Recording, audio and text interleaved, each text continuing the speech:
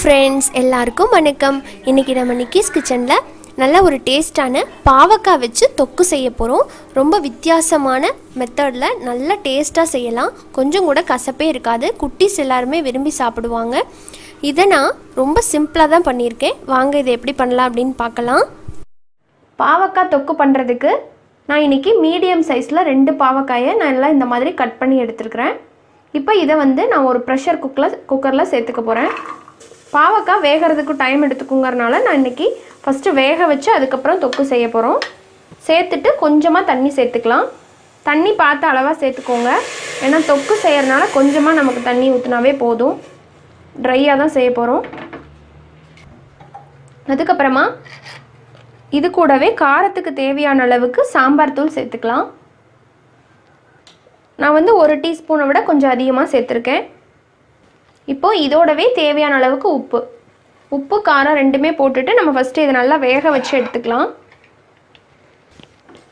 லைட்டாக கலந்து விட்டுட்டு மூடி போட்டு நம்ம மூடி நல்லா பாவக்காய் நல்லா சாஃப்டாக வர்ற அளவுக்கு வேக வச்சு எடுத்துக்கோங்க.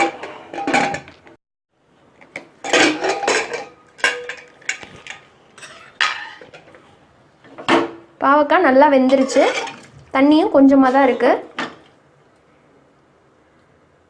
பாருங்கள், நல்லா இந்த அளவுக்கு சாஃப்டாக வெந்து வந்துருச்சு.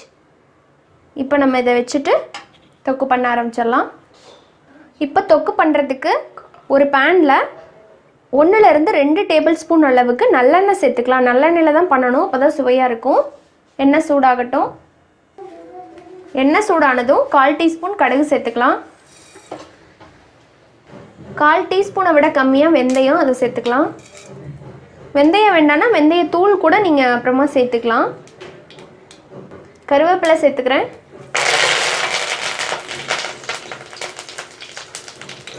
சின்ன வெங்காயம் இந்த கப்பில் 1 கப், அதையும் சேர்த்துக்கலாம். இப்போ இது கூடவே ஒரு 7லேருந்து 8 பல்லு பூண்டு, அதையும் சேர்த்துக்கலாம்.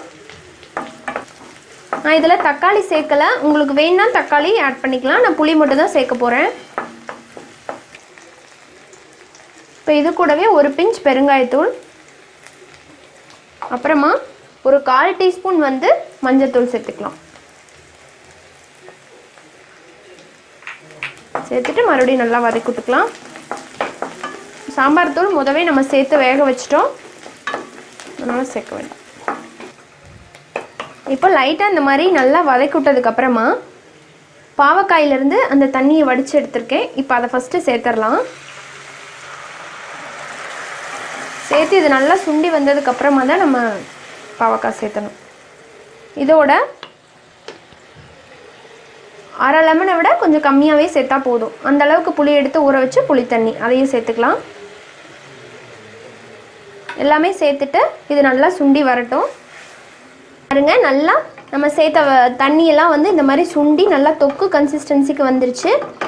இப்போ இந்த ஸ்டேஜில் நம்ம வேக வச்சு வச்சுருக்கிற பாவக்காயை இதில் சேர்த்துடலாம்.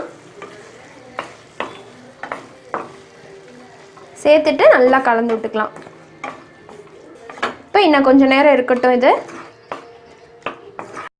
அடுத்ததாக இதில் நம்ம வெல்லம் சேர்த்துக்கலாம். வெல்லம் கொஞ்சம் அதிகமாகவே சேர்த்துக்கோங்க. கார குழம்புக்கு சேர்த்துறத விட கொஞ்சம் அதிகமாக சேர்த்துனா தான் தொக்குக்கு நல்லாயிருக்கும். இதில் இனிப்பு, காரம், புளிப்பு, அப்புறமா கசப்பு எல்லாமே இருக்கிறதுனால நல்ல ஃப்ளேவராக இருக்குங்க. ரொம்ப சுவையாக இருக்கும். தயிர் சாதத்துக்குன்னா அட்டகாசமாக இருக்கும். ஒரு டைம் செஞ்சிங்கன்னா அடிக்கடி செய்ய தோணும். கடைசியாக ஒரு 2 டேபிள் ஸ்பூன் போல் தேங்காய் துருவல் சேர்த்துக்கலாம். சேர்த்துட்டு நல்லா மறுபடியும் வதக்கி விட்டுக்கலாம். அவ்வளோதாங்க, நல்ல சுவையான பாவக்காய் தொக்கு இப்போ ரெடி பண்ணியாச்சு. நம்ம குழம்பு செய்கிறத விட இந்த தொக்கு ரொம்ப சுவையாக இருக்கும். நீங்களும் ட்ரை பண்ணி பாருங்கள். எங்கள் வீட்டில் பாப்பா ரொம்ப விரும்பி சாப்பிடுவா. குழம்பு செய்கிறத விட இந்த மாதிரி தொக்கு மாதிரி அடிக்கடி நான் செய்வேன். வாரத்தில் 1 டைம் இல்லாட்டி 2 டைம் செஞ்சு கொடுத்துருவேன். குழந்தைகளுக்கு கண்டிப்பாக நீங்கள் கொடுக்கணும். அவங்களுக்கு ரொம்ப உடம்புக்கு நல்லது. வயிற்றில் இருக்கிற கீரி பூச்சி எல்லாமே வெளியே வந்துடும் சொல்லுவாங்க. கசப்பு நம்ம உடம்புல கொஞ்சமாகவும் சேர்த்துக்கணும். நீங்களும் இதே போல் தொக்கு செஞ்சு பார்த்துட்டு ஃபீட்பேக் சொல்லுங்கள். பிடிச்சிருந்தால் நம்ம சேனல் நிக்கிஸ் கிச்சனை சப்ஸ்கிரைப் பண்ணிக்கோங்க. கூடவே இருக்கிற பெல் சிம்பலையும் கிளிக் பண்ணிக்கோங்க. மீண்டும் சந்திக்கலாம். நன்றி, வணக்கம்.